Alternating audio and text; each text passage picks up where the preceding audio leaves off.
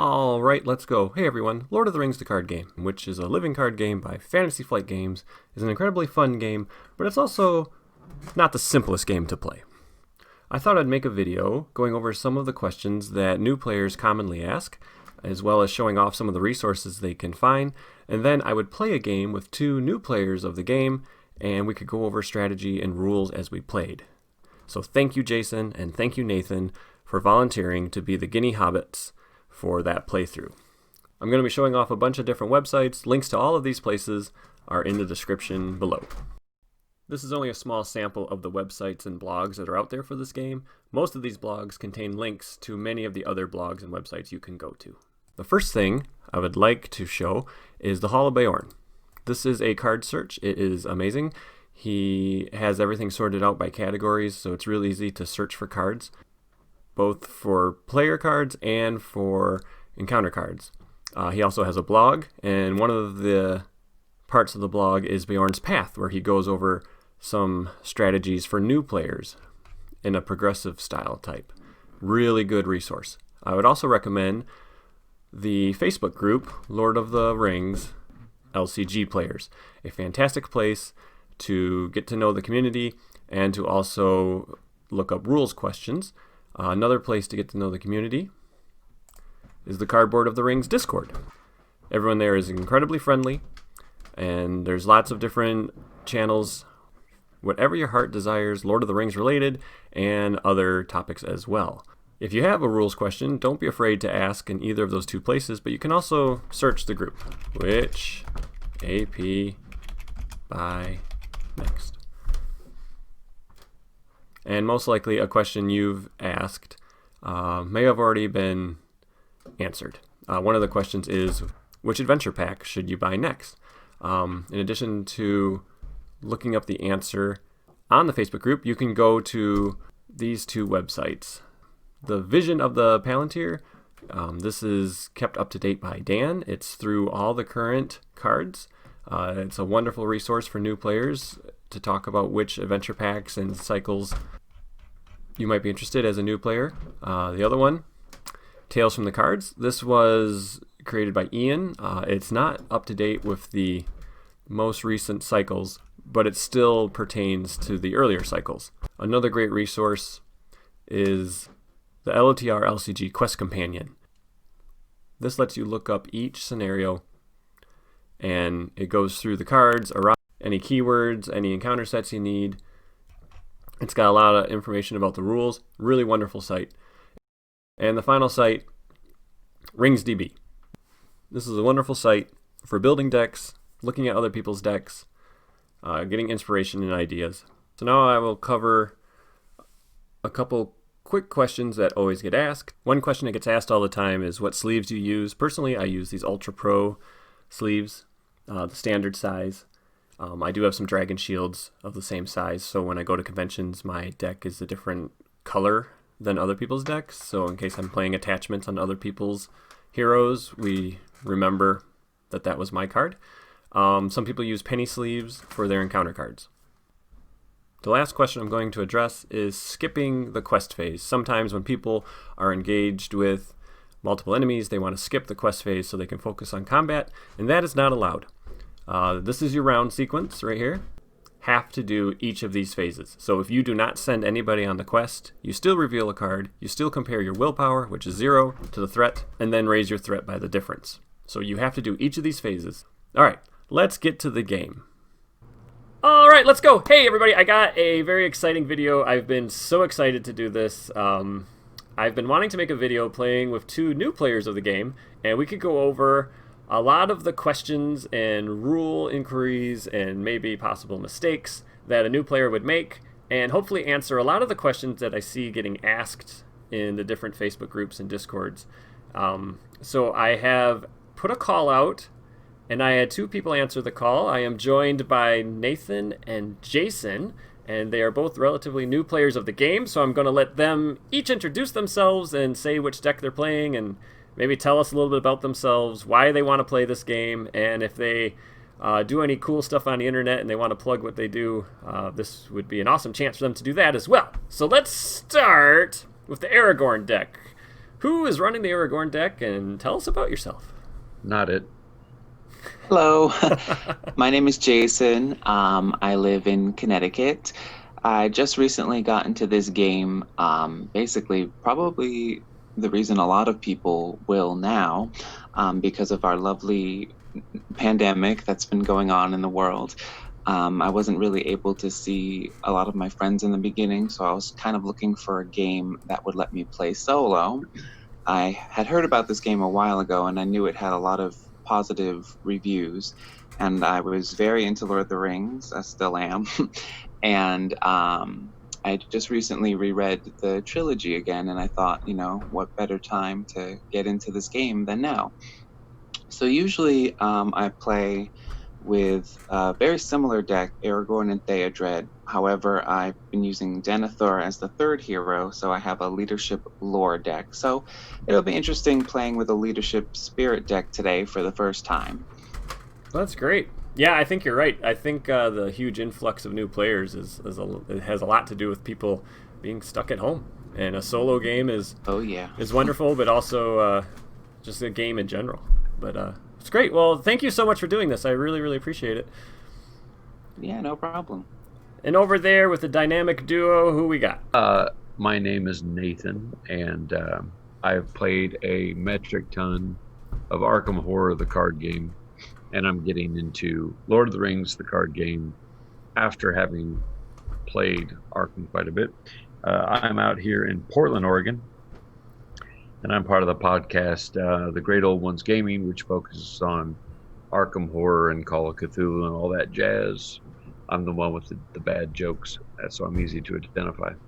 But yeah, no, I was eager to do this because I have all of the Lord of the Rings cards, and I have all the accoutrements, but I don't have a lot of play experience. I've played 3 or 4 times, maybe.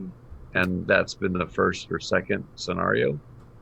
So I'm pretty new to the whole thing, but willing to learn and looking forward to it. That's great. Oh, and I am starting to read the Lord of the Rings trilogy for the first time because I've just been weaned off the movies and cartoons all my life. So I am halfway through the first of the books in the series.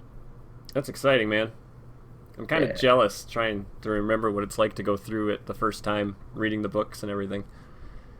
That freshman. Not a lot of death so far. Yeah, no, not yet. And you're good friends with Joseph Forrester, who... oh, my goodness. Yeah, well, I wouldn't say good friend. I would say I'm a friend of his. He would say I am an annoyance. No, I'm joking. He's a hella great ambassador for the game. He used to run Lord of the Rings events at Guardian Games here in Portland, I'd say every quarter of the year. And then he and I have gotten together for several home games of Arkham in the past. We are going to do Lord of the Rings at some point. That's fantastic. Yeah. All right. And for those of you who are new to the community and don't know who I am Chad, and I am the lead host of Cardboard of the Rings. And I like doing Lord of the Rings things, including making videos about this amazing game. So I have Haldir up here in the upper corner. That's just so the game thinks I have a deck loaded. But Haldir is just going to be looking over the game as we play, doing his thing. I have a quick question for you. Yeah. Taking up the mantle of Cardboard of the Rings, what episode did you take over? I think it was 122. Wow. So I'm on I want to say episode 54 or something. And they had just lost Mitch a few episodes ago and put a call out if anybody else wanted to join them. I started listening and got into the game about 2 episodes after that episode. Oh my goodness. Yeah. Wow, I'm right with you. Yeah. Cool. Well, thank you for taking up the mantle and continuing to add to the community. Oh, you're welcome. It was, as you know, because you've been listening, enormous shoes to fill, and I do my best, but I am not Brandon. That he's a very dear friend of mine, and cool. I just told him I would do my best, but I knew I could never match what he brought because he is one of a kind. And he is great. All right, let's get started. So this is going to be we're just playing Passage Through Mirkwood, the first quest of the game. And this is going to be for new players, so we're going to be addressing a lot of the questions new players have, and I have tasked Jason and Nathan to ask as many questions as possible. And those of you who know me, when it comes to rules, I think we can all agree that I am the absolute worst person to be asking, but yet here I am. This is what I've decided to do. I know my claim to fame is a gigantic rule mistake I made playing the sagas, but we won't get into that right now. Well, you know how to play Steward of Gondor. I mean, if you don't mess that up, you're fine. And I also knew right off the bat it's a good card, so that gives me one mark above Brandon. My only one. All right, so the first thing, obviously, when you start playing a game is you load up your heroes, and then you load up the quests. And so if there was any thing right now on the stage 1A that made us reveal a card or something, we would do that now. But instead, we're just adding cards to the staging area. If you were told to reveal a card, this is the first rule question that everyone asks, and you had Eleanor on the table, who has the response that says exhaust her to cancel a card just revealed and reveal a different one, you could actually trigger that. You could actually do that because it's not costing any resources. So, and she's ready and on the table. So in the second quest, if you're playing Eleanor and you have to reveal one card per player, you can cancel a card that you revealed by exhausting Eleanor and revealing a different card instead. But we don't have to worry about that in this quest. So I'm going to advance, and it's just 8 quest points that we need to advance. The next thing we do, it kicks to the players, and the players have to decide if they're keeping their opening hand. So, of course, the first thing you got to decide is the mulligan, right? Like, do you like your opening hand? So, do you guys have any questions about what does or does not make a good opening hand? I figure it's like Magic or whatever. You want to have a couple allies and a couple things you can cast, and maybe at least one powerhouse card. Yeah, absolutely. Right, and in terms of allies, you might want, at least one that's relatively low resource cost to start out with. I don't have any, but I'm hesitant to take a mulligan because I want to make sure I have that Steward of Gondor. I know from playing Leadership that is pretty much essential. Yeah, so everything you guys said is right. If there's a key card in your deck, like in this case, like you said, Steward, and you get it in your opening hand, well, that's good because that's a key card you're looking for. But also getting some chump blockers, some cheap allies on the table is good in case you get an enemy attack you weren't ready for. You can just throw the cannon fodder in front of the enemy. Yeah, I feel that's what I have. Yep. I have 2 allies and I've got at least 3 combat spells. Yep. And you got a feint, so you have a way to cancel an attack. So those are the 2 things you're looking for. The third thing I would say in a mulligan and your opening hand is you need to know what your heroes can bring to the table, because they're your heroes. They're called heroes for a reason. And if we look at the Tea Party here, as people call it, the Theodred, Aragorn, Éowyn deck, that deck, the reason it's such a great deck is Éowyn can quest for 4, and she in a 2-player game could get boosted to 6, which is a lot of willpower. Oh yeah. Just by one hero. And then Theodred brings some resource acceleration because he can give resources to another character that's also committed to the quest. And then Aragorn can spend a resource to ready. So Theodred can give his resource to Aragorn. Aragorn can spend it and pop up. I'll explain the way that works when we get to the quest phase. But the reason that's good is now you have a ready hero that if you're engaged with an enemy, he can defend it. And so the Leadership Spirit deck here, the heroes actually handle turn 1 very well. You almost don't need to play a card, and they can probably make it through turn 1. And that helps with your mulligan, because you're not like, oh god, if I don't get a certain card, I'm dead. With Barivor, when would you ever use her ability to draw cards? Because I'm already low on willpower, and she can do everything okay. So Sure. It just seems hard if you can only exhaust once when you would use her. Yeah, no, that's a great question. And a rule mistake I made when I first started playing is I thought if I exhausted her to do something, I also got to draw the 2 cards. And that's not true. Actually, I saw someone ask that question in Facebook yesterday.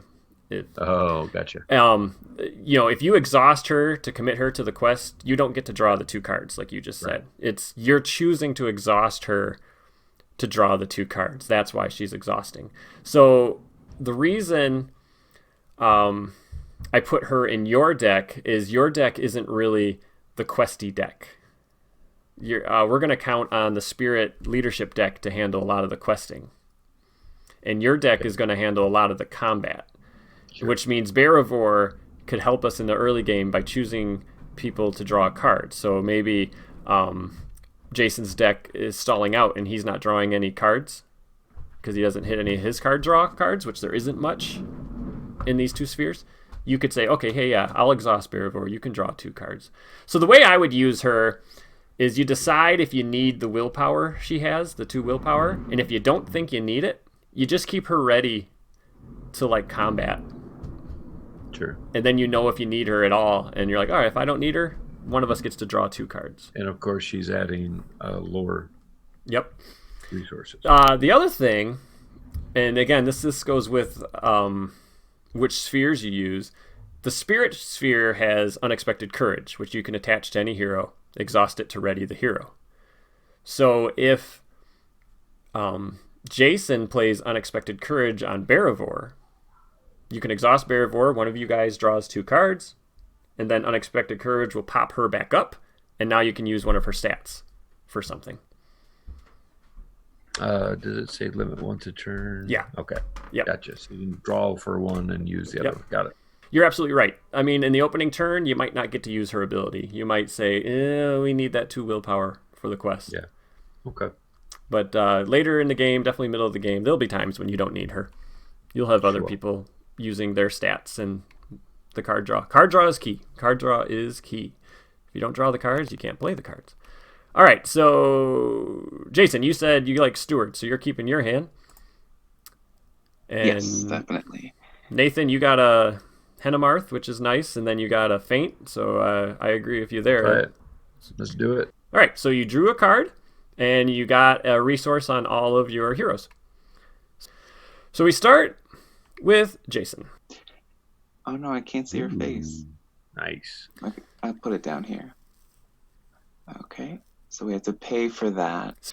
Okay, so I understand why you're putting it on Eowyn. I get it. You have 2 leadership heroes, right? Yep. And so you're thinking, all right, every round I'm getting 2 leadership resources. I'm only getting 1 spirit resource a round. So therefore, I'm going to put it on Eowyn, and that kind of balances stuff out. Was that what you're thinking? No, I just did it because I thought she was pretty. No, yes, that's exactly what I was thinking. All right, cool. Nope, that makes total sense. I put 3 copies of Celebrian Stone in your deck, which gives Aragorn the spirit resource if he ever gets it. So if you had Celebrian Stone in your opening hand, I would say play Steward of Gondor on Aragorn, exhaust it, collect the 2 resources, then play Celebrian Stone and put that on Aragorn as well. So now the hero with Steward of Gondor is generating resources for spirit and leadership. And then you can add your 2 resources to Eowyn, and it looks like that's probably your turn. That was good use of a turn. Yep. All right. I'm thinking I want to use a resource to bring out Hemenarth River Song to boost, and then add a Blade of Gondolin. So I'm going to go ahead and do this to go boom, boom. Yep. I totally agree with both of those. Henemarth is amazing in solo because every turn you can just see what card is coming out in the quest phase. No surprises kind of thing? Yeah. Now, does this look... So this will show you shadow cards. You mean if you peek at the card after we've done the staging? Is that what you mean? Correct. Yeah. What is the optimal use of that card, do you think? The best time to use him is at the end of the combat phase. And then you peek at what card you're going to reveal in a solo game for staging next turn. Because then, he readies. Okay, so then he's ready because there's cards that say deal a damage to an exhausted character. Gotcha. So if you can use him like the last thing you do, peek at what card's coming next turn, and then he pops up and he's ready, he won't die from a Necromancer's Reach or something that would kill. So the worst use of him is just using him for his willpower or fight generically. Yeah. Which is what I probably would have done. Use him for his willpower if you don't have enough willpower and you're worried. And then sometimes his one attack is what you need to kill an enemy you're engaged with, so it's totally a good use. But a lot of times you use him to scry. Like you said, if right before you deal shadow cards, you can exhaust him to see what card's coming as the shadow card. Because maybe you're like, I'd like to take this undefended, but if the shadow says boost the enemy by blah, blah, blah, I'm going to die. Well, then you can peek. So, okay, that is my turn. Yeah, that was good. All right, so now we're going to get to our first big rules question that a lot of people ask, and it has to do with committing characters to the quest. So, player one, any characters you're committing to the quest, you're supposed to exhaust at the exact same time. Now, sometimes physically that's impossible to do, but just from a rules standpoint, after you've said, all right, I'm committing this much to the quest, all those characters exhausted at the exact same moment. And the reason that's important is because Theodred says response after he commits to a quest, choose a hero committed to that quest and add one resource to their pool.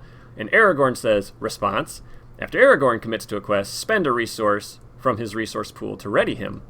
And when you have two responses that are triggering off the exact same trigger, which is committing to the quest, you as the player get to decide which one to trigger first. So what you can do is say, all right, I'm committing, all three of my characters.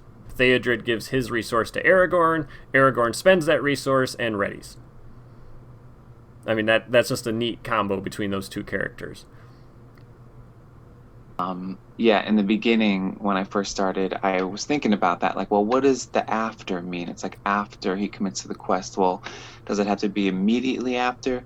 And then I guess that's not really that important because, as you clarified, technically you're supposed to commit them all at the exact same time. Right. So the timing thing was a little weird at first, but yeah, I definitely make use of that combo of Theodred and Aragorn quite often. Yeah.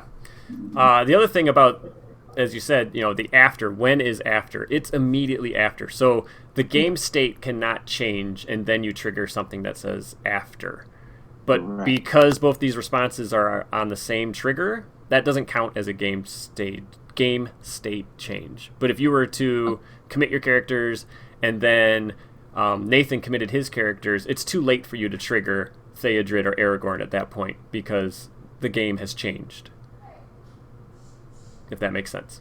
So, because in theory, it's kind of like I call it the gremlin rule, because you know how you're not supposed to feed the gremlins after midnight? Feed the Mogwai after midnight? It's always after midnight. When is it not after midnight? It's right now is after midnight. And so if someone was to say, well, I thought you could do it at any point. That was deep. I had never thought about that. Now I'm past that.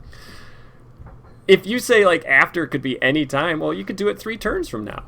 Well, it's still after I committed him to the quest 3 turns ago. So, it's literally the moment after that trigger happens is the only time you get to trigger a response. So with that said, how much willpower are you committing to the quest, Jason? Yep. I mean, we definitely want Eowyn. I mean, why not? She has 4 willpower. It is the thing she does. Theodred yes. I would commit Theodred as well, so I can give that resource to Aragorn. Well, I guess I'll commit him first. Sure. Then we put the token. And then I have to decide if I want to use that token to ready him. Right.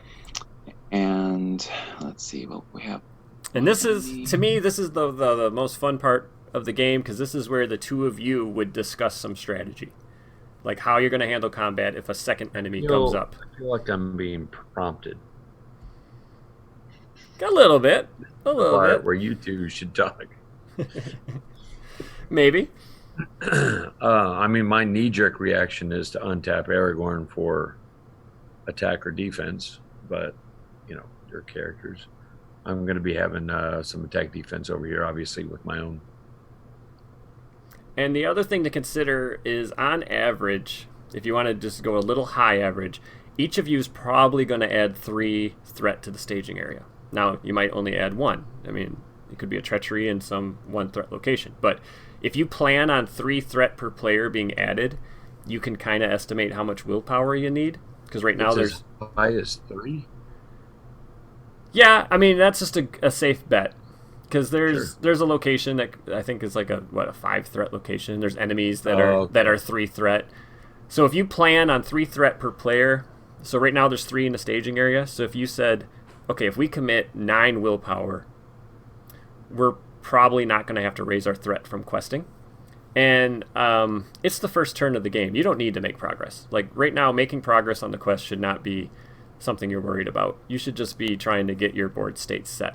So there is no rush to get your 8 progress on the quest card. Right now we're at 7, and we could easily we could discard to bump that to 9. Yep. With just Jason stuff alone. Yep. Exactly. So this might be a case where you're like, hey, maybe I don't need to send Barivore, and we can use her ability this round. But again, that's where you guys can talk it out. So currently 9-3, and we're each going to draw 1 card to put in the staging area. Yeah. Okay. Well, he's... Jason, what do you feel about that? Up to 9, right? He sent 7, and you can discard to Eowyn. Yes, correct. And I guess we should say 7. And you can decide to discard to Eowyn after staging. There's a action window after staging. So you don't have to decide right now if you're discarding to Eowyn. You can wait until the cards have been revealed, because hers doesn't say like before staging or something. It's just an action. So I guess the key question for Jason is whether to use that resource or keep the resource on there. Yep. I think for now I'll just play it safe and ready Aragorn. And don't forget, you have Old Forest Road in the staging area, so you could let me look at that. So you could travel there. Oh yeah. Been a while Yeah, since what kind of magic are you using to know all this stuff? It's crazy. It's almost like I've played this quest before. And Nathan also has a feint, so he can cancel an attack. And Quick Strike could maybe kill an orc if that's what engaged you, because he could just attack it with Legolas. So I think you have enough defensive options. You could probably leave Aragorn exhausted. Okay. Because you're going to... This could be the epitaph later. Yeah. Or it could be that it didn't matter. So I say let's just go with it. Because, if you go to Old Forest Road, you can pop him up anyway. All right, so is Barivore staying ready? That's the question, right? I don't feel like we're in a pinch right now. Yeah. 1 second, glancing over. So in a real game, if we were playing physically, I wouldn't be able to just look at Jason's hand. I'd have to say, like... So the rules say you're not supposed to tell what's in each other's hands, but Right. no one really understands why that rule is there, because you can... To make it more cooperative? I don't... I guess coming from a retail perspective, because I do work at a large game store, I have to tell everybody that plays co-op games about the alpha pandemic problem, which is where the game instantly becomes unenjoyable. Is that a word? Not enjoyable. Because someone's like, oh, you have this, so you can do this, and I can do this, and you can do this, and then on my turn I can do this. They quarterback so the whole game. The rule is to promote conversation and teamwork. Yeah. I would assume. Yeah, I'm assuming as well. Because they said you can't mention cards by name, so people would do things like, well, I do have a tracker from the north who's great at placing progress. I mean, it's like, well, just say what it is at that point. What do you... I mean... You may be in the line of kings. Right, Just saying. Okay. And then I would use that at any time. Yes. To draw 2. Jason, I feel like your hand is fairly strong right now. Would you be opposed to me drawing cards this round? Yeah, I mean, that's fine. Unless there's something you really want, then I can help you dig for it. Well, the thing is, since I didn't build this deck, I'm not exactly sure what's in it. I'd say the only card that'd be nice to see is Unexpected Courage, because then... that would be unexpected. But, yeah. And you don't have to make that decision about Barivore right now. I would wait.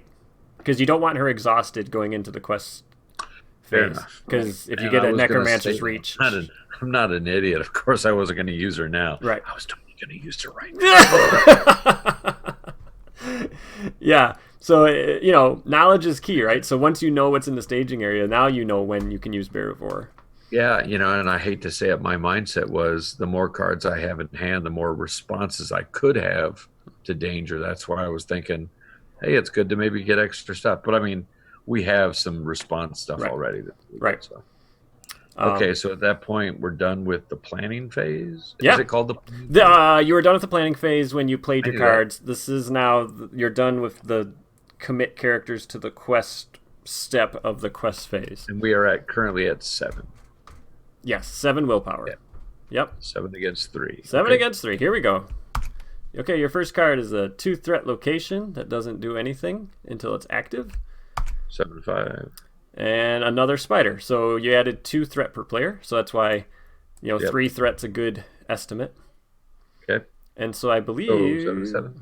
7-7. So you make no progress, which is fine on turn 1. But- it's absolutely fine. I guess let me ask this question.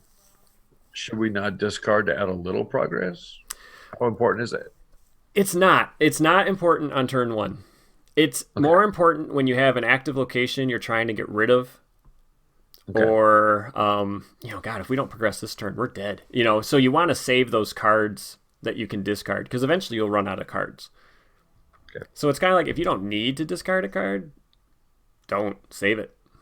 It's Sounds good. it's not important. Okay, so you're going to have 2 enemies coming down because they're at 25 threat, and your threats are 29 and 30. So both of these are going to be coming down. Just something to think about when you travel. So traveling to Old Forest Road would let Jason ready one of his characters, and Enchanted Stream is just a negative effect if you travel there. So the first player gets to decide where to travel to, but of course the 2 of you can talk it out. Jason, Well, what are your thoughts? seeing as I'm the only player with exhausted characters, I feel like Old Forest Road, if we did go there, would, benefit one of mine, obviously. I like the concept of bringing the Old Forest Road over myself and letting you untap Aragorn to block one of the spiders, and then I would block the other one with Gimli. That's just how I instantly saw it, but I'm cool with whatever. I think that's the smart move as well. Okay. So let's do that. So we'll go to Old Forest Road, and Jason, you can double click on one of your characters to ready them. Okay, so now we move on to the engagement phase. Okay, in the engagement phase. So first, there's optional engagement. So you have 2 enemies. So each of you could choose to take an enemy. If you decided to skip optional engagements, the first player would compare their threat against the highest threat enemy, which since they're both the same, and then it would just engage. And then the second player compares their threat, and it would engage. So either way, whether you optionally engage each of these spiders or you just let them come naturally, one of you is going to get 1. But just so the rules are clear, Jason could say, I'm going to optionally engage this one. Nathan could say, I don't want to, and then the second one would also come. Yep. So there is a way for Jason to get both of them. I don't think that's the smartest move. Yeah, I understand. Yeah, I think optionally I'll take obviously 1, and then Jason will get 1 on his turn. Yeah, that's the best way. So if they were allowed to come to us, they would go to the first player first, is what you're saying, right? The one with the first player token. Yeah, so you would do As long as you would do your engagement check against the enemy of the highest threat and work your way down, but they're both the same threat. So you would get 1, and then the second player does an engagement check. And so, like, if the second player's threat was ridiculously low, like 20, then you would go back and do an engagement check against the other enemy in staging area, and you would get it. But since both of you have since both of you have threats above 24, because it's equal to or greater, you both get a spider just naturally. Yeah. Yep. There is no, I guess the other way to say this is there is no way that Nathan with the Gimli deck here could engage both of these. There's no way that could happen. You could only optionally engage one, and the normal engagements would make the other spider engage the first player. So then the next step of combat is to deal the shadow card. So if an enemy had a forest snare on it, you would still deal the shadow card to that enemy, because this isn't actually the attack. This is just the first step of the combat phase, dealing shadows. If one of these enemies had a forest snare, which says the enemy can't attack, you just wouldn't do anything with that enemy, and at the end of combat, you discard the shadow. But at the beginning of combat, every enemy gets a shadow card. That's just the first step. The spider says when it engaged a player, it gets +1 attack to the end of the round. That doesn't matter if it was optionally engaged or if it was engaged through the normal mechanics of the game. The act of coming from the staging area down to engage a player, that is engaging. It doesn't matter what mechanism you use to get it that way. That's just engagement. And then the last rule I want to say here is once something is out of the staging area, the threat no longer counts against you when you're questing, because only threat in the staging area is what you're questing against. It's looming threat. It's threat in the distance. This is now very real and present threat. So it's not counting against you when you quest. It's counting against you at combat. Same goes for the active location. That is no longer a looming threat location. That is where you are. Okay, combat. How do you guys want to handle this? Well, I will defend. Actually, does it matter the order? Because doesn't he go first? Yep, it definitely matters the order. So Jason, you're first. Okay, well, I guess I technically could, take it undefended and let someone take 3 damage, but I don't want to do that. Yep. So I'm going to assign Aragorn as a defender against the forest spider. Okay.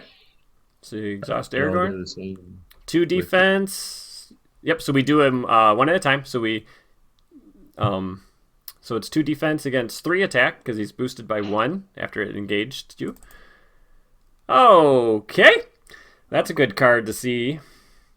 So that's why undefended attacks are pretty nasty. So you still have to deal a damage to all your characters, which I guess on the first turn is not the worst time to get that card. So unfortunately, Jason, you do have to deal a damage to all 3 characters.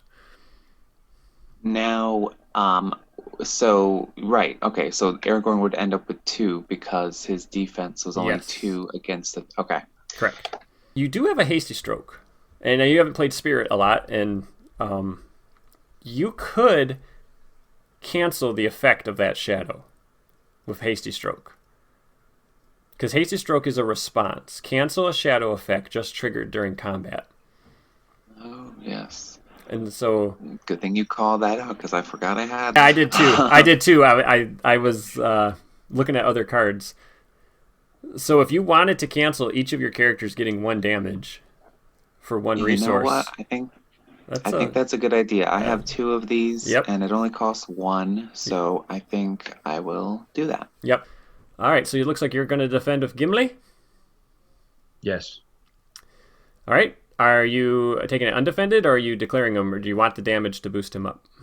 Yeah, okay. Because some people, no shadow on this card. Some people, they play a little reckless with Gimli. They let him take an undefended, so he powers up quick. He can get counters. Right. I also want to point out at this point, the Hummerhorns have that line, and then underneath it says shadow. And a lot of people ask, hey, if I reveal a treachery, do I have to do the treachery in addition to the shadow? And the answer is no. When you're flipping a shadow card, you are literally just looking for that line with the skull and all the text underneath. All the text above that line, you ignore. If there's no line, you ignore the card completely. So only pay attention to that shadow effect when you're flipping these shadow cards. Everything else, you might as well treat the card as blank. Right, so the only person who can attack back is Nathan. What are you going to do, Nathan? Clap back. Well, this is where I'm in a slight quandary, because with Legolas, I can kill off, I can almost kill off a spider. Erebor, I would be able to finish the job. Right. So Legolas can do 3, and Bearvor can do 2. There you go. So you combined your attacks for 5 damage total, killing this enemy. Legolas has a response after he participates in an attack and destroys an enemy. Place 2 progress tokens on the current quest. Boom. And the blade says, after you attack and destroy an enemy, place 1 progress token on the current quest. Place a total of 3, so the active location acts as a buffer, so the location actually goes on the active location before. But it still blows out of the water. That's kind of cool. Yep, so you got rid of it. So very good. At this point, if you wanted, you could exhaust Hennemarth to take a peek at what the first card's going to be. That is what I'm going to do. Okay, so he lets you look at the top card of the encounter deck. The top card is going to be this location. So I'm just going to leave it just like that. Because we know that card is going to be the first card that's coming. So you already have half your information. That was a good first round, guys. All right, so... Hey, we didn't die. Aragorn's like limping. Was it? Was it really? I think it was pretty good. All right, so now the first player token has moved over to Jason's side of the table. You can trigger actions during other people's planning. So, for example, Jason could trigger Steward right now to give Eowyn her 2 other resources. And, you can talk about cards you're thinking of playing, strategize, and together you guys can work out your planning phase. Okay, so we know that we're going to have 4 threat with obviously more on the way, potentially. And you are still questing for 7, assuming you do all of yours. But you have the spider in your threat area already? Right. That's no bueno. Well, but, like I could do... Like, I didn't do it last turn, but I could do, use Aragorn's ability. So I could commit him to the quest and then ready him so he can defend. Also, I don't know if you're looking at my hand, but I did pull an Unexpected Courage, which is the card that lets me ready an exhausted hero. Yep. So that gives me more, options for defenders and attacking as well.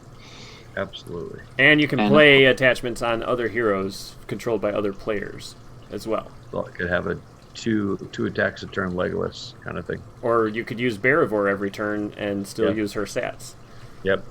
So a lot of options. Yep. Oh, yeah. So you guys get to figure that out. I'll tell you right now, there's no wrong answer. You just have options, but there's no real wrong answer. I think we picked one option. Yep. That was...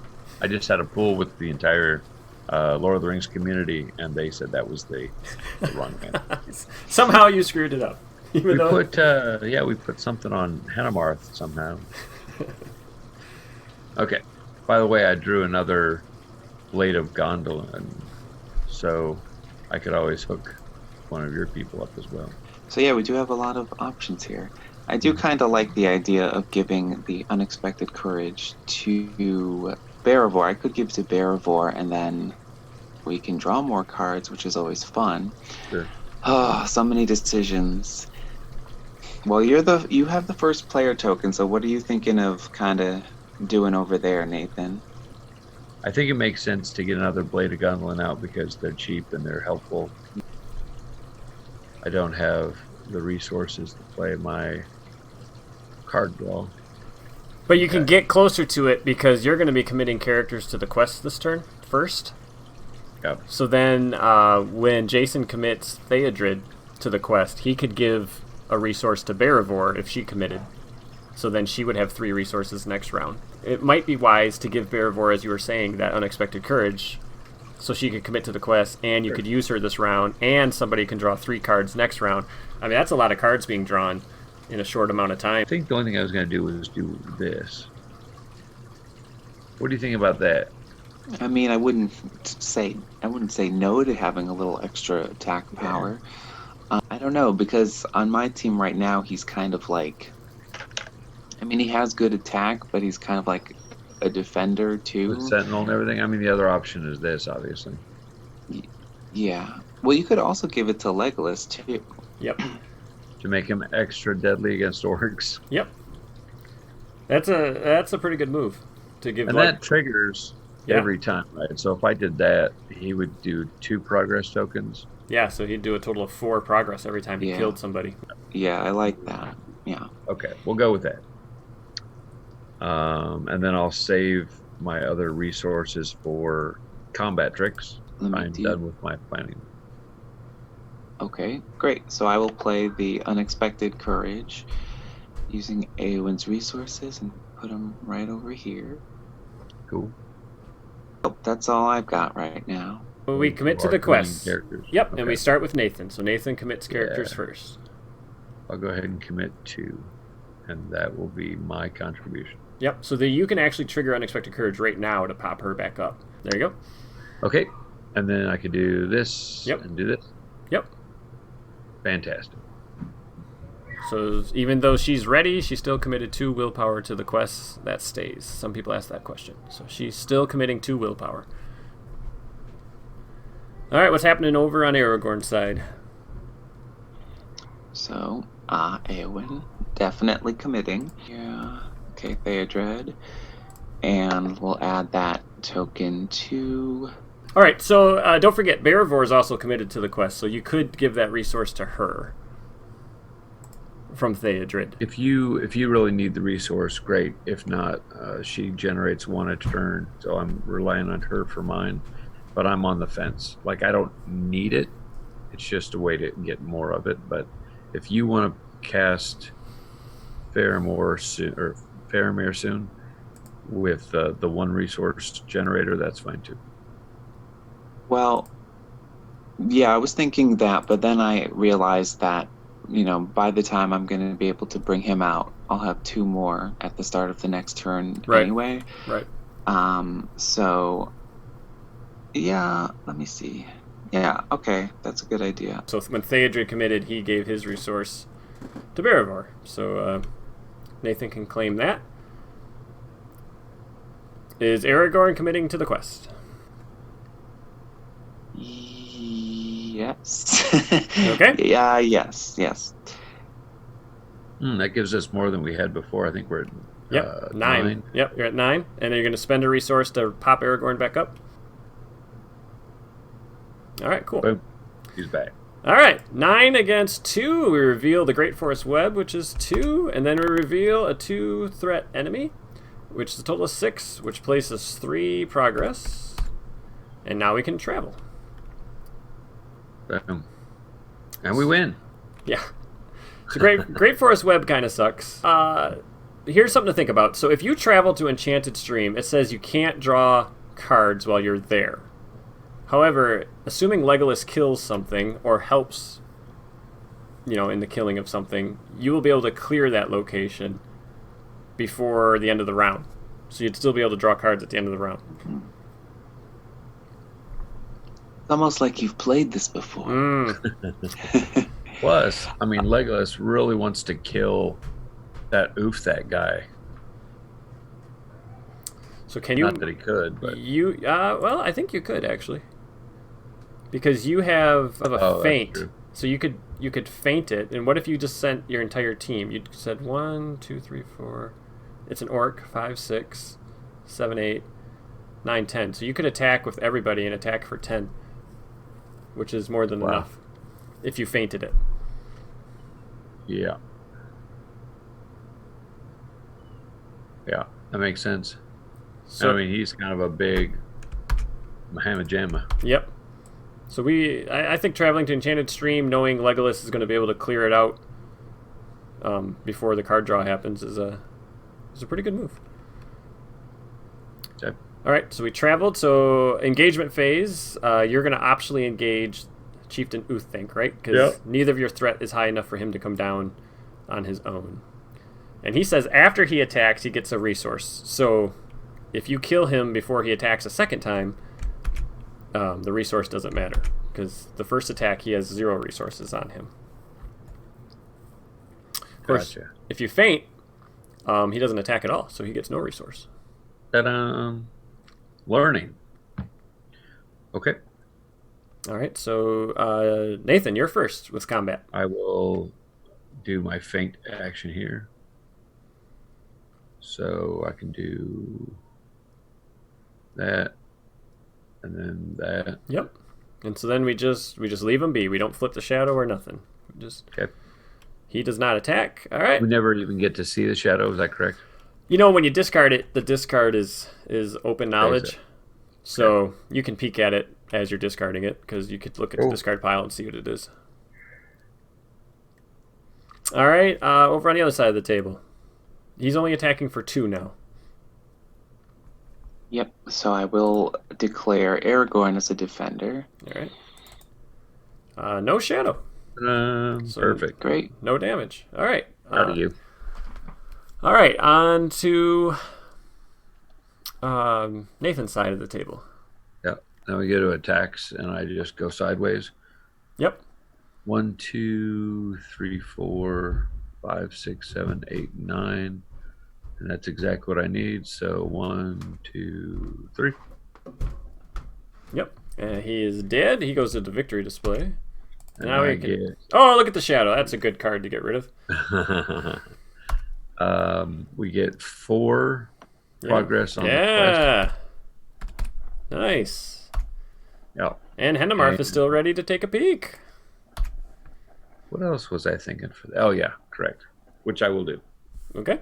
So Hendemarth's going to peek at the first card. Okay. That's good to know that's coming. All right, I think we're ready to go to the next round. Ooh, nice. And I also have in my hand Miner of the Iron Hills. Mm-hmm.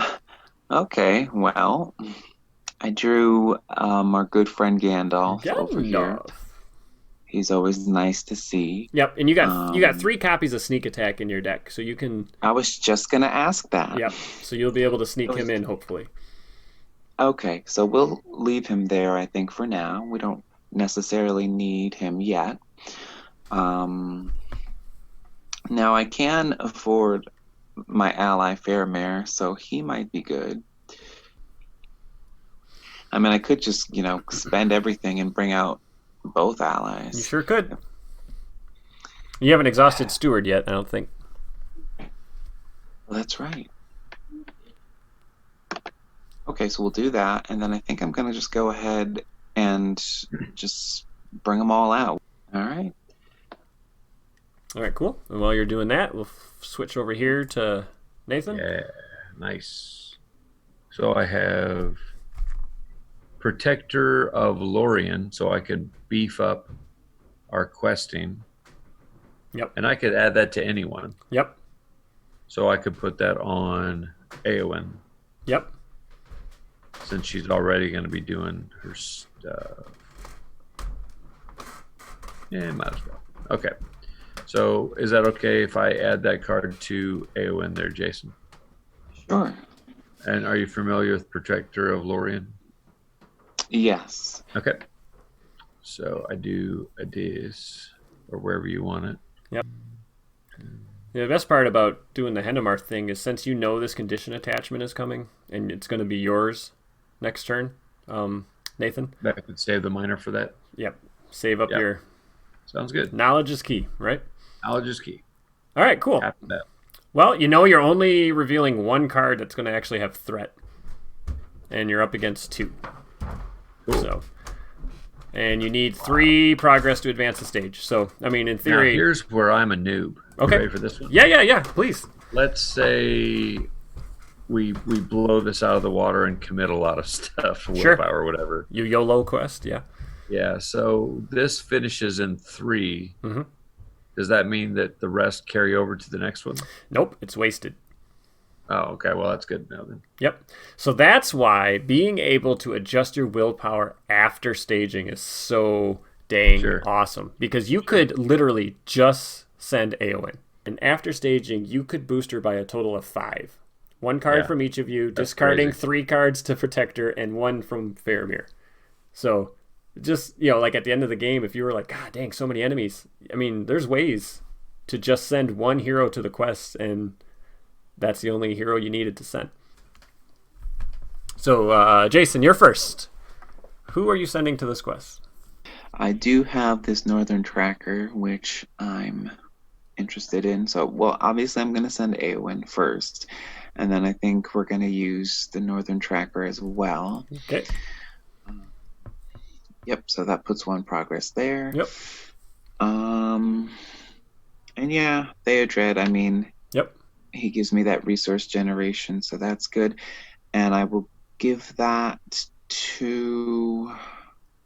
So if I commit Aragorn to the quest, I would want to take that resource and give it to Aragorn because Then you can I'd ready like him. to be able to ready him. Yep. Because he doesn't have any. But I don't know if I necessarily need to commit him to the quest. If I'd rather give the resource token to somebody else. Nathan, are you looking to commit anybody? Nathan, you wouldn't be able to because you're committing your characters before Nathan. So at this point, you only could give it to Theodred or Éowyn.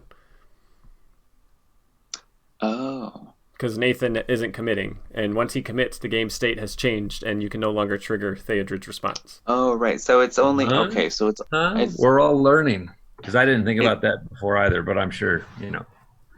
Well, okay, yeah. I just wasn't sure if when they say everyone's questing simultaneously, if it was just my characters or if it was all of us. Yeah, it's just so it's just mine per player. Okay. All right. So in that case, we're gonna give that to Aragorn, or decisions. I can offer you some advice. So you're sending a total of 6 right now with the Northern Tracker, Theodred, and you're only going to be up against 2 plus a little more. So to be honest, 6 is plenty. We're fine. 6 is plenty. Yeah. Yeah, we're fine. And I also have Faramir too, if I needed to later. Okay, so in that case, I guess he'll keep it for himself. Yeah, no, it's a good call. All right, and what about over here on the non-tea party? The Legolas Gimli best friends. Apparently, I'm good. You're good. All right. So we are sending 6. We reveal this treachery. So this goes to you. So which hero? Which hero do you want to get caught in a web? Caught in a web. Let's see. Well, it's the highest threat, right? So 10. No, it's so it has to be Gimli, right? No, it actually is the player with the highest threat. So you have a total player, not character. Yeah. So you should probably put it on a character that you might not have exhausted at the end of the round. And since Beravor has unexpected courage, there's a chance you only use her to draw cards and nothing else, based on the next card that we don't know. So it says attached hero does not ready during the refresh unless you pay 2, and that that takes unexpected courage out of the equation because it states the only. So what I was saying is, because Beravor has unexpected courage, if you use her this round to like attack an enemy or something, you can still ready her with unexpected courage, and so then she would go into the refresh phase ready. I see. And then even if you want to use her twice, like if you wanted to use her to draw cards and to help kill something, you could still ready her at the start of the next turn. Okay. And not have to spend the money. So to me, the character of unexpected courage, if you have action advantage on somebody, that card kind of gets nerfed a little bit, that treachery. Because you're like, haha, but I have unexpected courage, which has a picture of a spider in it. I know something you don't know. That's right. What is this? All right. Okay. And the other card is another treachery. Each player discards all events cards in their hands. Ouch. Well, that doesn't matter, right? Because hold on. That's an event. That's an event. Okay, that's an event. I see what you're saying. Is there any way we can cancel that card? Unfortunately, no. The only thing you could have done is had Beravor draw some cards. Have the Éowyn player here draw some cards before staging and maybe found a test at will. But since that's all right. So we just lose the event cards there. Yep. So each of you lose a lot of cards. Yeah, that was almost my whole hand. That's a nasty one. But you added 0 threat. So you sent 6 against 2, so you make your progress and we advance the stage. Okay, this has nothing, just flavor text, and now you need to make 2 progress here. Okay. So now it's time to travel, but there's a reason you might not want to. usually when I play, I'm like always traveling because I want to get that threat out of there. I see what you're saying with the Northern Tracker. I could just get rid of it. Oh, well, actually, yeah, I would get rid of it before Yeah. questing and okay. Yeah. Yeah, because if you place enough progress on a location in the staging area to clear it, it goes away. It's explored. Like that tracker went out there and scouted it out and got rid of it. So there's really no reason to travel there if you know you're going to clear it with the tracker at the start of the quest phase. Okay. Yeah. So that's good. Then I won't have to lose Aragorn as a defender for this spider. That's right. Okay. Sounds pretty good. So we'll just leave that there. Leave it there, yep. And then we just got combat. Yep. So Aragorn. 2 again. Ah, you got rid of the other one. Nice. All right, so you need to attack for a total of 5, and because of ranged, you can combine attacks. So if, Jason, you declare Faramir as an attacker, Legolas can join in on that attack. And if you had other ranged characters, they could also all join in together. Okay, let's do it. Let's get him. Well, I don't know about that. Maybe I don't. Okay, I'll help. Now, you do have Barivor, who hasn't used her ability yet, and you can use Unexpected Courage to ready her so she goes into the refresh phase ready. So one of you two could draw 2 cards right now, and maybe that'll give you some options. What do you think? Who do you think should draw cards, Jason? I could see either of us benefiting from that. Just remember who gave you that Unexpected Courage. Just saying. All right. Well, Jason guilted me into helping him. Draw 2 cards. Jeez. God, cooperative game. Another Unexpected Courage. Or another Unexpected Courage, yeah. Yep. All right, well, it'll be good for next turn. All right, so how much can you guys swing for? Faramir swinging for 1. Legolas... I can swing for 3. 3. So close but no cigar. All right. Anything else before we end the round? I don't have anything. Wait, why not Gimli? He's not ranged. Oh, never mind. Yep. Yep. That was stupid. No, Sorry. it's not a stupid question. It's not a stupid question because there's people who ask like, well, if if I'm sending a ranged attack, does everybody get to join in on that? No, nope. Yeah, I just had a total brain fart. Yep. No, it's just use Gimli. It gets asked. Are we control? Oh, hold on a second. So now I want to peek, right? Yep. You're gonna peek of Henemarth, big spider, and you each have to exhaust a character when it gets revealed. So that's coming, and then you should probably pop Barivor back up. Otherwise, that caught in a web will trigger. Like that? Well, yeah. So you used your Unexpected Courage to ready her. Yes. Good. Alrighty. First player is Nathan. Ta-da. All right. Let's see here. So I have 2 cards. Now, Caught in a Web is out there. I can go ahead and blow that out of the water. Yep. With your... So I'll do that.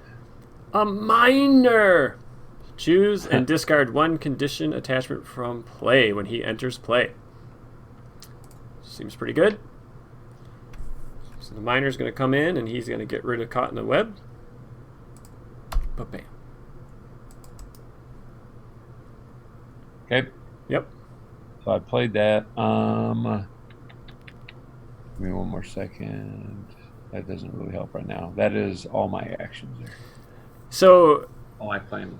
I mean, you got Barivor for Unexpected Courage and you have 1 card in your hand. If it was me, I'd say I'm using Barivor right now to see what I can get. Secret Paths. And I've got an ox. And my ox. Now, restricted means that you can only have up to 2, right? Up to 2 restricted attachments per hero character, yeah. Gotcha. So I'd have to add it to a different character. And it makes sense because it adds extra if it's a dwarf. Yep. So I'm going to go ahead and add the Dwarven Axe to Sir Gimli. Sounds good to me. All And that right. is now joined. Yeah, that was a good draw with those two cards. 1 second. Should I do the paths one? No, he's going to clear it. Okay. The Northern Tracker is going to blow it up. And the paths can be used after staging, so you can wait. Oh, yeah? Yeah.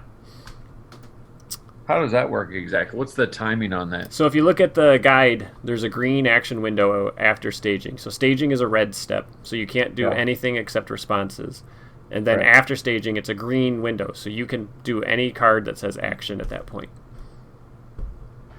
As long as the word preceding action isn't for a different phase, like combat action or something. But as long as it just says action, you can... So after staging, so you add the cards to the staging area, you would look at your willpower to threat, and you're like, hey, I could play Secret Paths right now because that's an event. Interesting. And I can drop the threat of one of those locations down to 0, and that'll help us quest better. All right, Jason, good question. Okay, so I'm going to go ahead and use the Steward of Gondor, and Might as I think well. I'm just going to go ahead and I'm just going to use those 2 resource tokens for... So I have 2 unexpected courages in my hand. You're super and I was courageous. Yeah, seriously. I was just thinking, it's not a restricted attachment. Nope. So I could technically give Beravor another one. Right, but Baravor's ability is limit once per round. Oh, okay.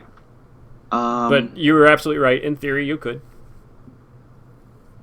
Does it make sense to give it to Theodred? Mr. Quest. I think it makes sense to give it to one of your 2 boys. You know, either Theodred or Aragorn, so they can help kill. With, right, because Eowyn's not gonna. She's not really gonna do anything but quest. Right. Okay, let's give one to Aragorn. I think that's a good call. And you paid for it with your steward resources. Yeah. Yep. Mm-hmm. And then I'm contemplating if I should use another one or if I should use the Wandering Took. So you know what? I got some courageous heroes. Mm-hmm. Yes, I do. Now I don't know if it's just me. Maybe I'm not utilizing it correctly. But this Wandering Took card, I feel like, is kind of not that great. He is. You're right. And what he is a panic button. So let's say Nathan was engaged with a big enemy, and it was gonna make an additional attack or something, and you honestly couldn't do it. Like Nathan couldn't handle that attack. If you had Wandering Took in play, you could give it to Nathan, and he could use it as a chump. So it's a way to pass an ally to somebody if they absolutely have to have an ally in play to help with something. Right. Or I suppose if I was like, maybe if my threat was like 49 and I just, you know, wanted to prolong the game a few more turns. Exactly. It's like I said. Lower. Yeah, exactly. A panic button. It's definitely not a card you're like, I can't wait to use this thing. It's like, I hope I never have to. Right. Okay. But he also, he quests for 1, and with Faramir, he would quest for 2. I mean, he's not terrible. Yeah. It's just his ability isn't, you're like, well, I don't understand the ability, but whatever. In a solo game, you can't do anything with it, right? Exactly. The text box might as well be blank in solo. Okay, so here's what's going to happen. You got Northern Tracker, which is going to blow up the Great Forest Web, so that's going to go away. You're revealing a 2-threat spider that says each player has to exhaust a character he controls. So keep that in mind. You're going to need to be exhausting somebody when this card is revealed. I can also do this, correct? Absolutely, yep. So anyway, the King Spider is adding 2 threat. You need to make 2 progress.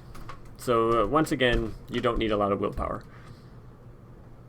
And we start over on Nathan's side, and you're going to have to exhaust a character. Okay. So a character, not a hero. Correct. Okay. I don't think I'm doing anything.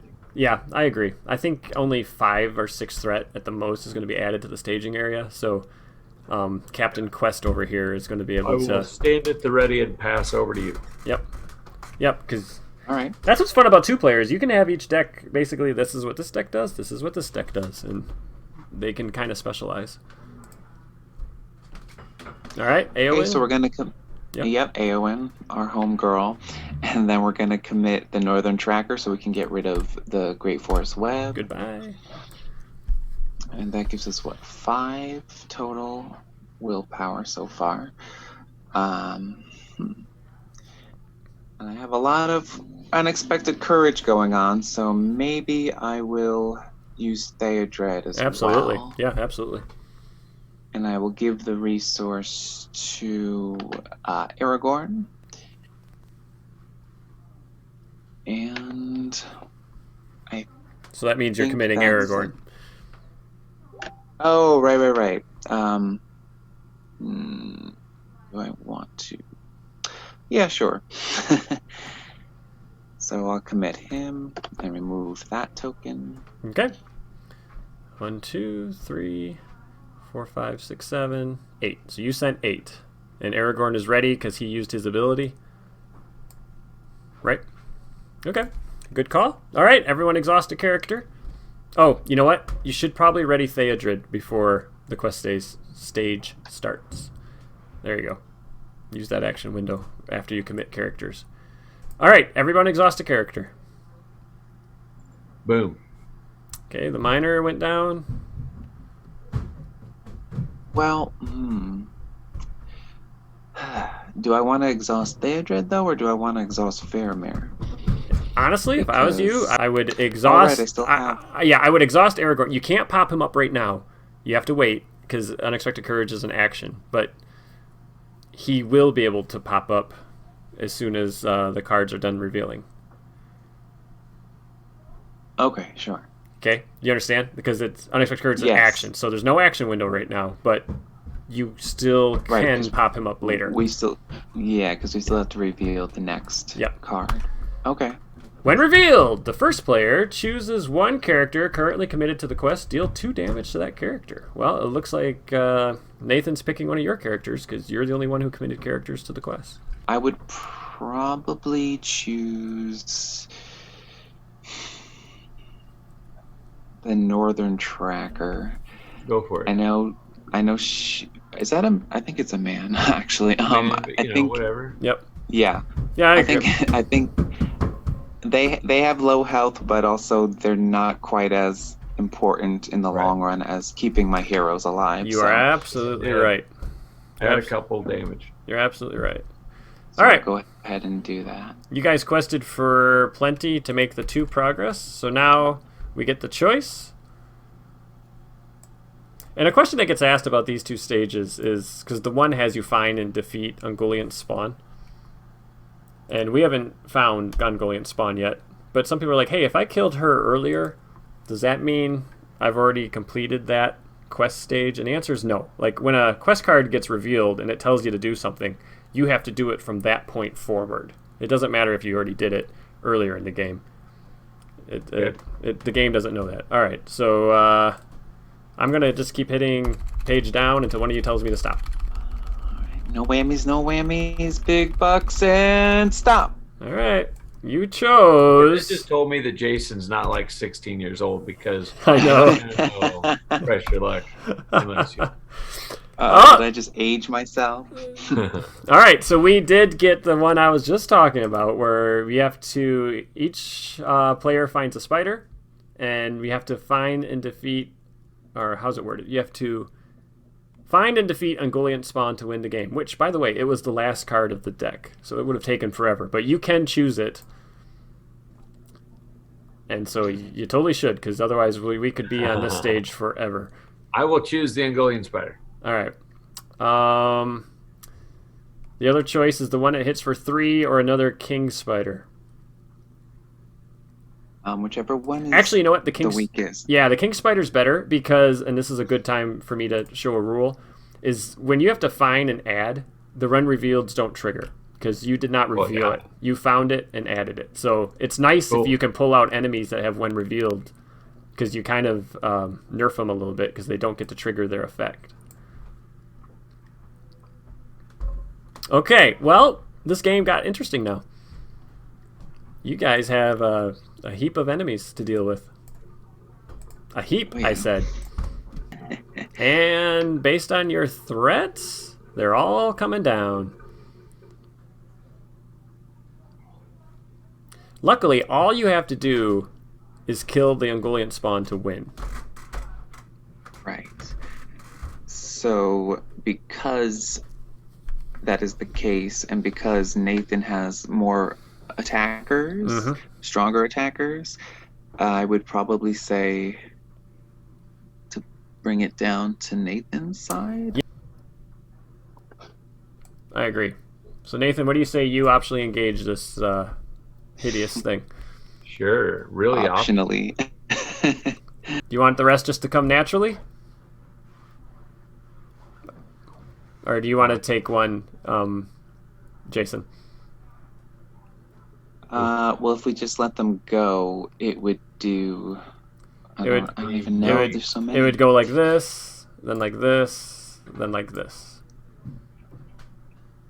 That's fine. You start from the highest and work your way down. So the only thing that could happen is Jason could end up with 3 instead of you ending up with 3. Yeah, I think this is fine. Okay. It's not ideal, right. Let me tell you that. Oh, I know. You guys got pretty unlucky here at the end. Appreciate that. A location would have been nice. I think what I want to do is I want to tap Barivore now to get some cards and maybe get combat tricks. Okay. Jason, what do you think? That's perfectly acceptable.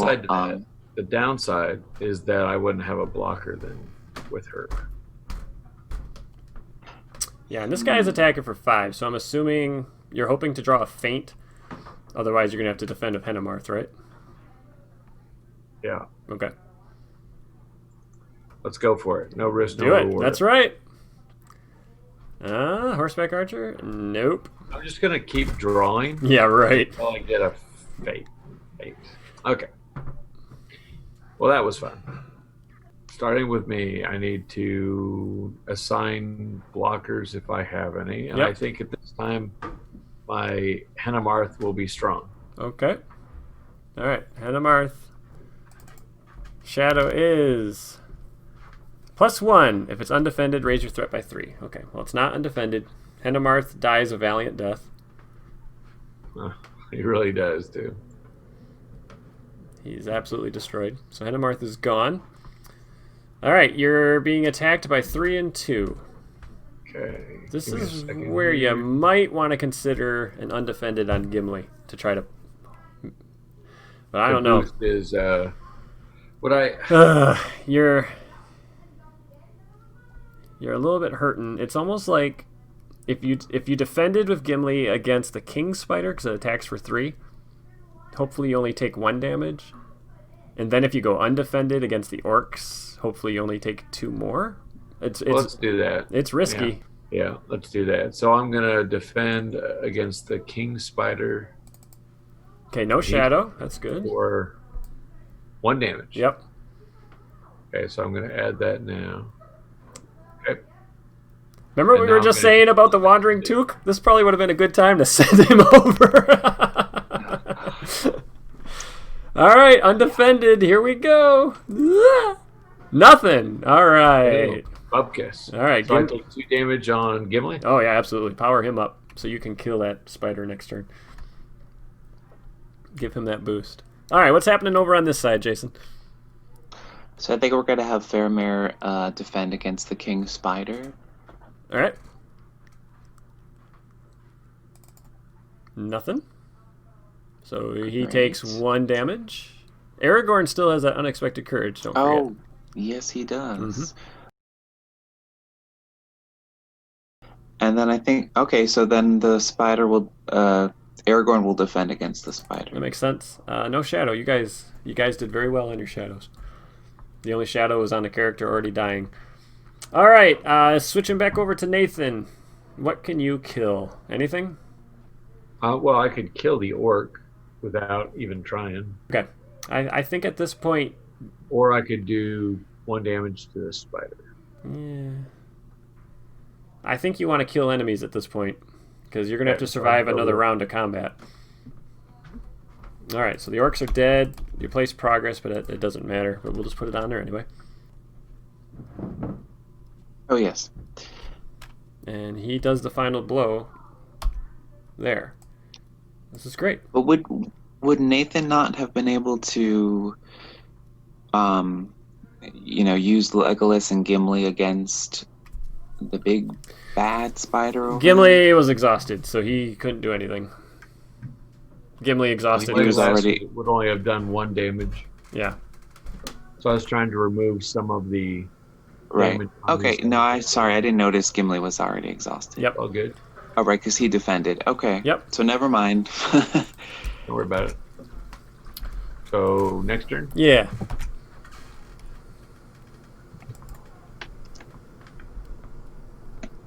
Okay, and then Jason, it is your turn. All right. Let me get my tokens. Now, just a thought. We both have Gandalf in our hands, right? Jason, so you both wouldn't be able to play Gandalf anyway. But it... Oh, right, because Right. He's unique. Yeah. I have 2 other characters I would rather play anyway. So. Yeah. And I can play a horseback archer and a veteran accent this round. Yep. To boost my offense. And it takes, this is the dumbest noob question you could ask, but the creature's defense is from all sources, right? So if you attack with all of your creatures or characters for 7, it would be 7 minus 2 and then damage, right? Correct. Yeah. You combine your attack against the enemy's defense. Right. Yep. Yeah.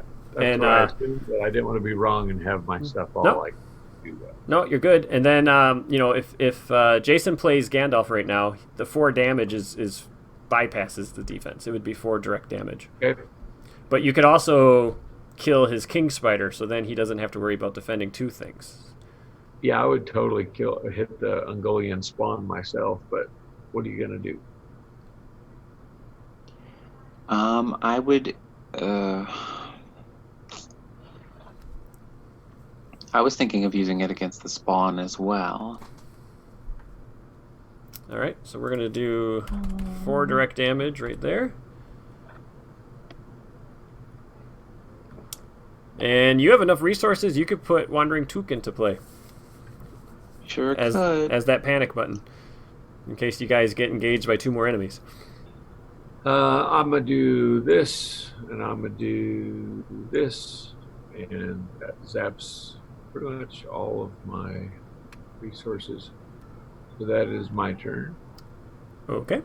All right, so we move into the quest phase. Are we using Baravor's ability before, or are we? Is there any other?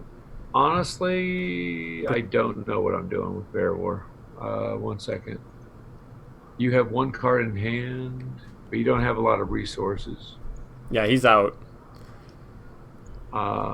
You could play Protector of Lorien on Baravor and draw 2 more cards, and then she could defend Ungoliant Spawn for a lot, because you could also discard cards to boost her defense.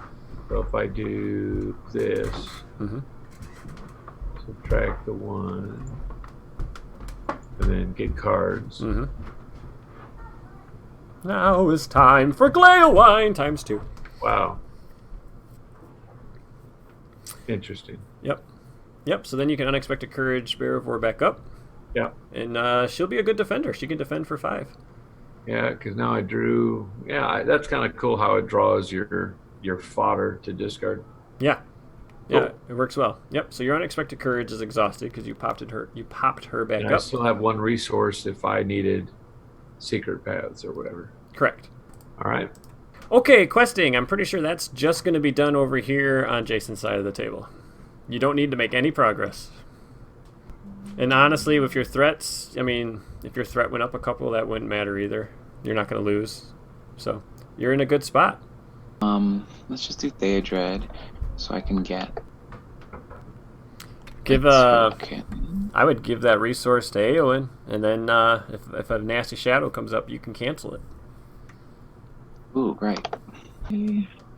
I think that's it. Yeah, no, that's good. And then you can exhaust Unexpected Courage to pop Theodred back up. All right, here we go. So you sent 5. 5 against 0. 5 against 2. 5 against Caught in the Web. All right. That goes to you again. I'll put it here on Bear of War because I don't think it's going to matter. So you quested successfully? Do we want to travel? No. I don't think you're even going to... I don't think because it's now all contingent on the Ungoliant spider. Right? Yep. If you kill that spider, you won. So this is it. This is the final round right here. All right, who's defending your king spider, Jason? Aragorn. Sounds good. The shadow is defending. Player has to discard an attachment they control. So I'll let you decide which one you're going to do. Okay, let's get rid of this one. And in case people were wondering, you do not control condition attachments like this treachery. You would not be able to choose that. That is not under your control. The encounter deck controls that. Cool. Alrighty, which one of these attacks you want to take first? You get to decide. I will take... Don't forget your damage on Aragorn, because he defended 2 against 3.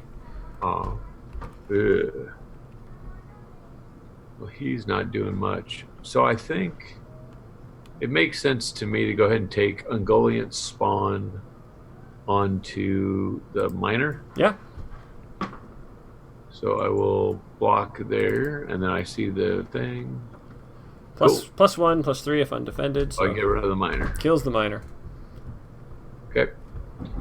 And then, what's the other one? King Spider attacking for 3. I feel... How risky is it to use Gimli? Because he'll only take 1, maybe 2. Well, this is where you play math the game. Yeah. All right, so add up all your combat. Horseback Archer, 2. 2 from the Veteran, that's 4. Plus 3 from Legolas, 7. Plus 5 from Gimli. Plus he has the axe, so that's 7 more. So you're attacking for 14. So that is a dead spider. Yeah. So I wouldn't take that risk at all. Okay, so if I block with Bear of War to play on the safe side, I'm fine. Yep. Okay, I'll do that. Yep.